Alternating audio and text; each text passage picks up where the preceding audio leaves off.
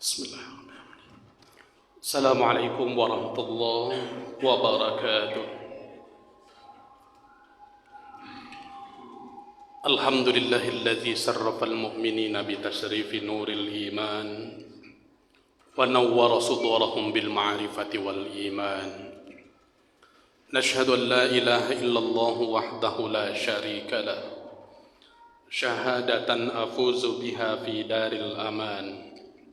ونشهد أن سيدنا محمدا عبده ورسوله وسيلة العظمى في نيل غفران. اللهم صل وسلم وبارك على سيدنا محمد وعلى آله وصحبه أجمعين. أما بعد. Setinggi puji dan sedalam syukur kehadirat Allah kita ucapkan. Tiada hingga dan tiada tara nikmat dianugerahkan kepada kita bersama. Dengan nikmat tersebut alhamdulillah mengantarkan kita hadir dalam majlis zuhur yang sangat mulia ini. Salawat dan salam kita sampaikan kepada junjungan alam Nabi besar Muhammad sallallahu alaihi wasallam. Semoga kita mendapatkan syafaat dari beliau di hari akhir nanti. Amin ya rabbal alamin. Para ulama, para zuama, tokoh masyarakat dan tokoh agama, dan juga para orang tua kami dan dituakan dalam majelis ini yang sama-sama kita muliakan. Bapak Ibu kaum muslimin dan muslimat yang dirahmati Allah Subhanahu wa taala. Pada kesempatan ini sedikit kita akan membicarakan tentang pentingnya menjaga lisan. Pentingnya menjaga lisan. Dalam riwayat yang sahih sangat banyak diceritakan tentang Rasulullah sallallahu alaihi wasallam menggunakan lisannya. Nabi sallallahu alaihi wasallam setiap bertemu dengan sahabat yang dibicarakannya adalah hal-hal yang bersifat positif. Dia menanyakan tentang kabar ataupun keadaan sahabatnya. Dan terkadang beliau menyampaikan wahyu, dan terkadang beliau gunakan untuk amar ma'ruf nahi mungkar, menyeru untuk kebaikan dan meninggalkan kemungkaran. Nabi gunakan pertemuan itu untuk nasihat menasehati satu sama lainnya. Artinya apa? Kalaulah itulah yang diteladankan oleh Rasulullah, inilah sebenarnya yang harus kita ikuti, kita lakukan ketika pertemuan-pertemuan dengan sahabat-sahabat ataupun kerabat kita. Saudaraku dirahmati Allah Subhanahu wa taala. Lisan kita sangat penting dijaga untuk kebaikan kita, dan bisa itu juga untuk kebaikan keluarga dan bahkan masyarakat.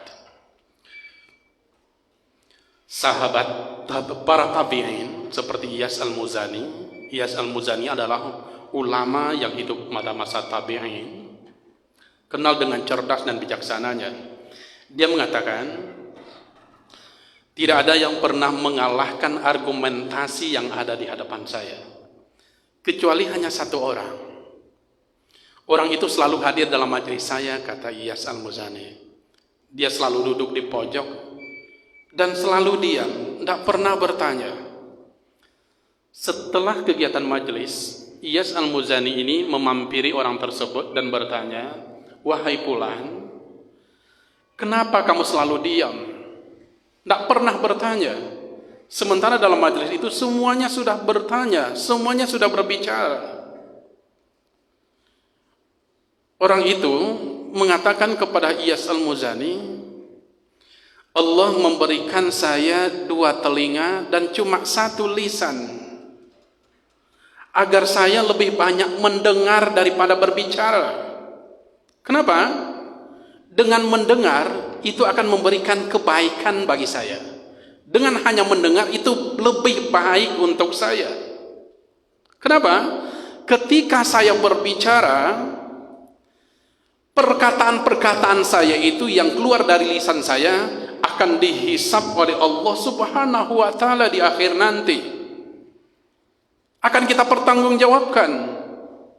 Ma yalfizu min qaulin illa ladaihi raqib atid. kata-kata yang kita lafazkan, kalimat yang kita keluarkan dari lidah kita itu akan dicatat sempurna oleh malaikat raqib dan atid. Sehingga apa? Dia memilih diam daripada mengeluarkan perkataan yang pada akhirnya itu harus kita pertanggungjawabkan di hadapan Allah Subhanahu wa ta'ala. Sekarang kita lihat, banyak bicara, semakin banyak resiko kita terima. Mungkin orang bilang sekarang haters, semakin banyak bully oleh haters. Ini resiko.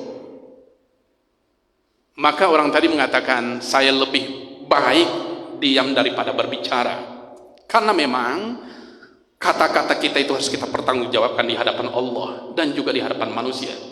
Tidak sedikit yang hari ini menyampaikan statement baik bersifatnya politik ataupun personal, yang pada akhirnya apa? Dihujani oleh bully-bully, hinaan yang dianggap itu justru malah merendahkan individunya. Saudaraku dirahmati Allah Subhanahu wa ta'ala, maka itu pentingnya menjaga lisan. Saudaraku dirahmati Allah Subhanahu wa ta'ala, di zaman tabi'in ada orang yang memiliki budak dikenal dengan cerdas dan bijaksana. Majikannya bilang ke dia, hari ini tolong carikan sesuatu yang terbaik dari kambing menurutmu di pasar. Pergi budak tadi ke pasar dan dia beli yang terbaik menurut dia dari seekor kambing. Ternyata yang dibelinya adalah lidah. Sampai di rumah dilihatkan kepada tuannya, ini lidah yang tidak bertulang, dimasak dan ternyata rasanya enak juga.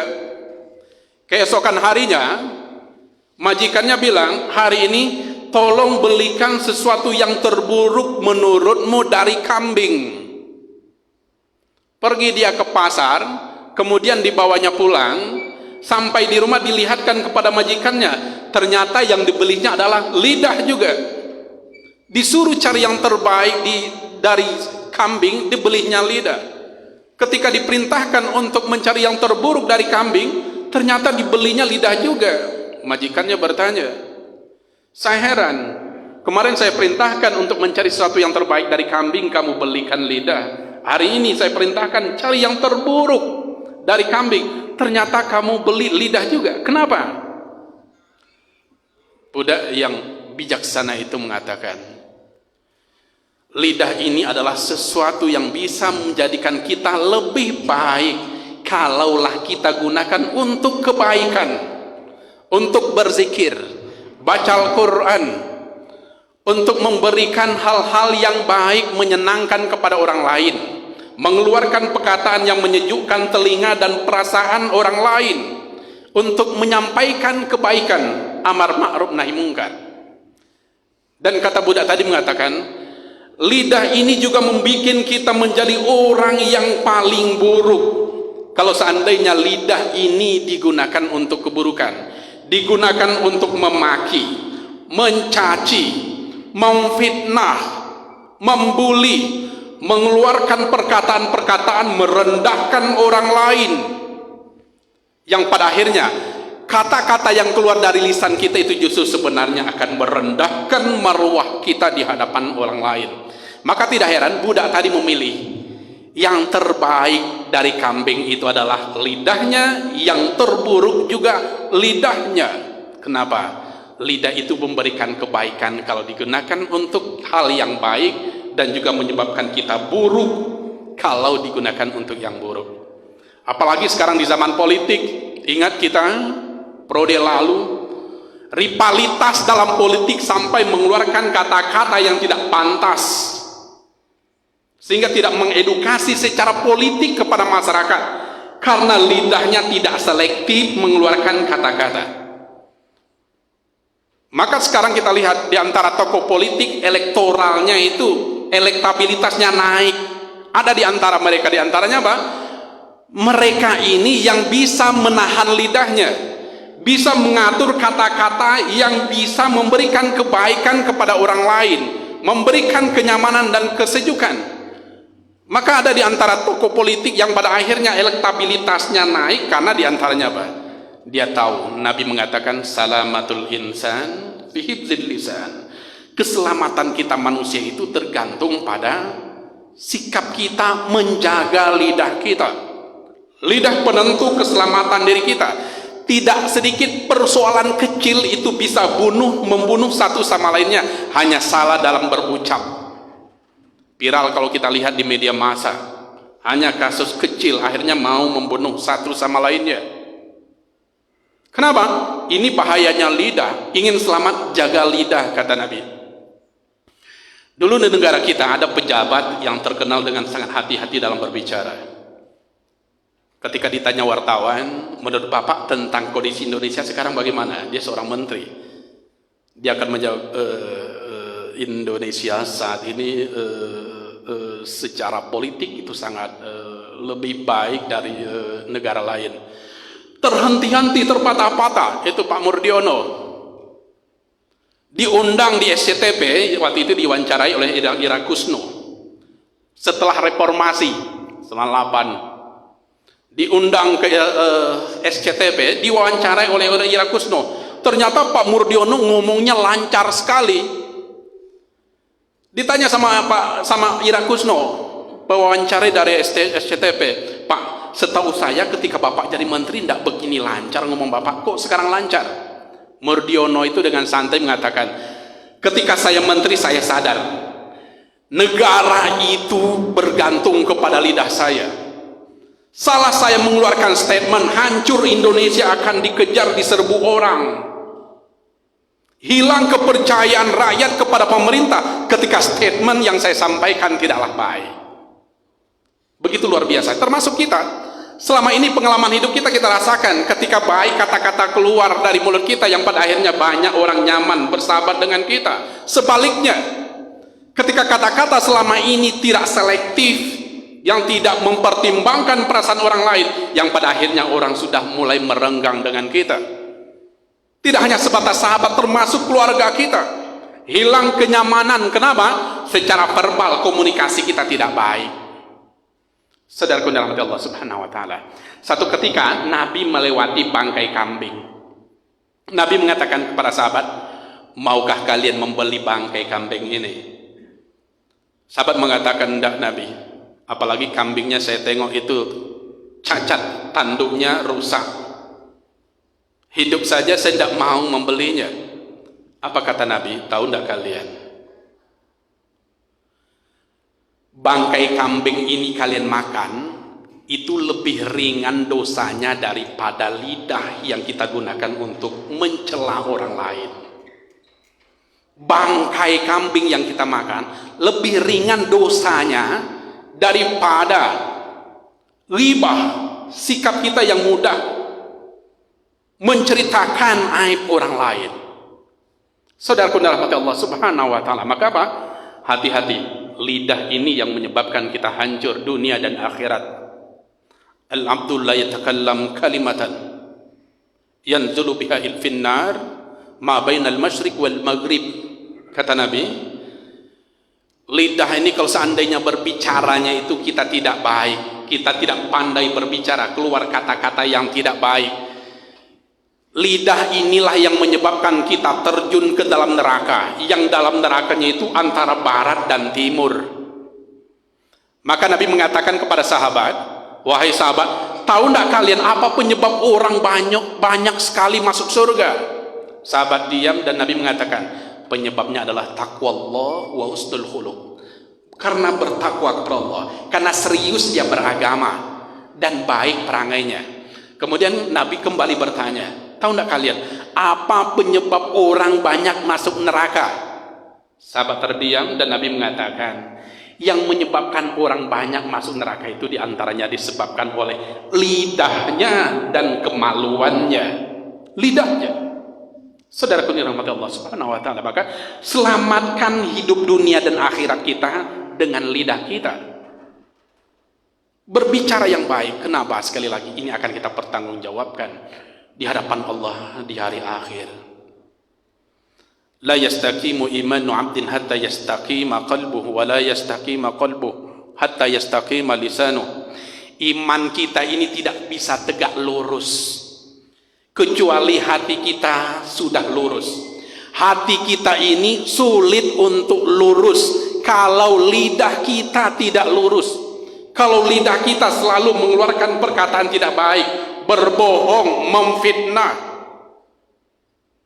menggunjing, merendahkan martabat orang lain, melecehkan secara verbal. Saudaraku dalam hati Allah Subhanahu wa taala, maka dalam pepatah Arab dikatakan as-saratul qadam aslam min as-saratil lisan.